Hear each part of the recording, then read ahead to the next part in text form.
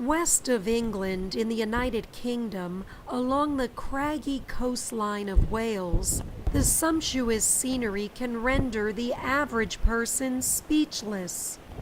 Not so for a young Welshman who would listen with his eyes and hear the rhythm of verses and stanzas, making him, 100 years after his birth, the tiny country's most enduring poet.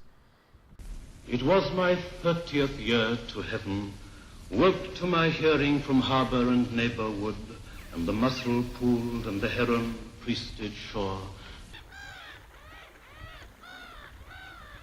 This is the mecca for the work of Dylan Thomas. This place inspired him in Laugharne. He did his best work under Milkwood, Poem in October, my favourite obviously, Do Not Go Gentle. These were all inspired by this landscape and these people. So if you want to understand Dylan's poetry, this is the place you must come.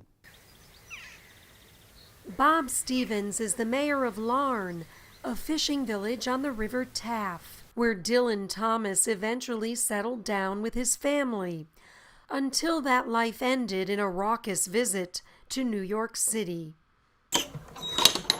Stevens is the creator of the Birthday Walk, a mile-long path cutting through his land, overlooking an estuary, a location that inspired Thomas to write Poem in October, marking a birthday milestone.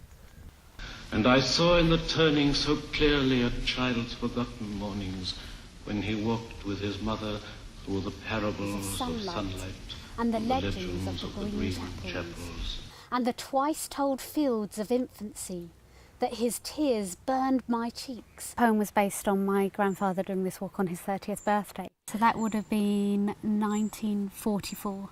And that was obviously just very close to the end of the Second World War. So I think that there is something that he had been in London, he'd seen the bombs falling, he'd also seen bombs destroying Swansea, the city where he was born. And then to come here, away from the chaos and the madness of war.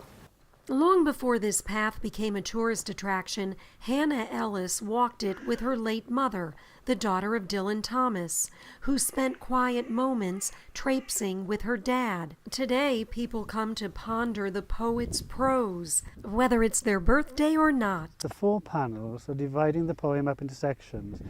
They're placed in strategic places where the landscape he's looking at, say for instance the second panel says the castle brown as owls, and it's exactly in front of you. So I mean, you walk through the poetry, the woods, the river and the sea is in front of you. So you can understand what's inspiring him. I don't know of any other place where you can walk through a poet's work. I remembered a line from his poem. It turns out to be from his October poem about the heron priested shore.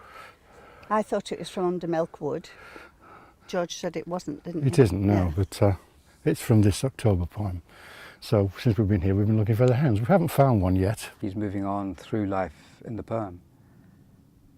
We all move on. This year marks the 100th anniversary of your grandfather's birth.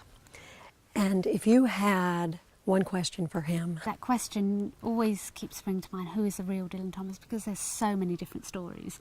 Before he's a celebrity or a legend or a drunk or womanizer, all these words that there are to describe Dylan Thomas, before all of that, he's my granddad.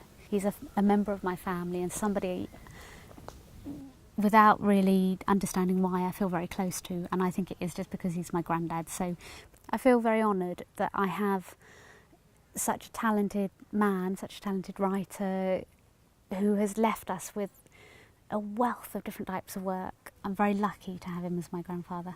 And there could I marvel my birthday away, but the weather turned around, and the true joy of the long dead child sang burning in the sun. It was my 30th year to heaven, stood there then in the summer noon, where the town below lay leaved with October blood. Oh, may my heart's truth still be sung on this high hill in a year's turning.